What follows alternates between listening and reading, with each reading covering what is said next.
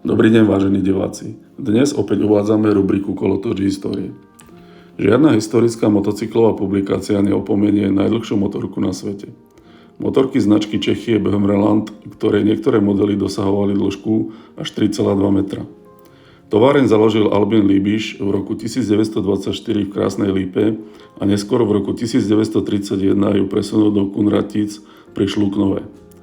Líbiš začal vyrábať originálne motocykle s dlhou konštrukciou, ktorá umožňovala prepravu 3 pasažierov. Existovalo dokonca niekoľko super dlhých štvormiestnych verzií tohto motocykla s 2 prevodovkami. A pri najdlhšom modeli sa pasažieri určite nenudili. Motocykel s 2 prevodovkami vyžadoval aj spoluprácu spolujazdcov.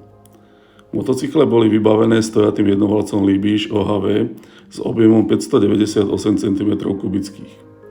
V roku 1937 až 1939 boli dvojtakty s objemom 346 cm3 s výkonom 12 koní inštalované do kratších verzií Čechie.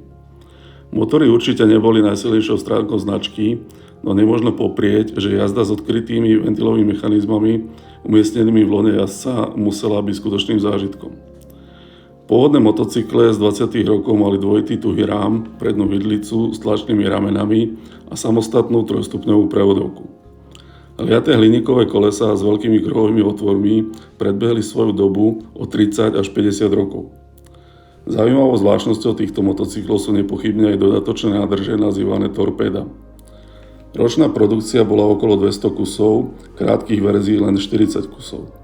Celkovo bolo vyrobených približne 1200 týchto motocyklov, z ktorých sa dodnes zachovalo len niekoľko desiatok. Vážení diváci, ak sa vám naše video páčilo, sledujte nás aj naďalej a dajte nám like.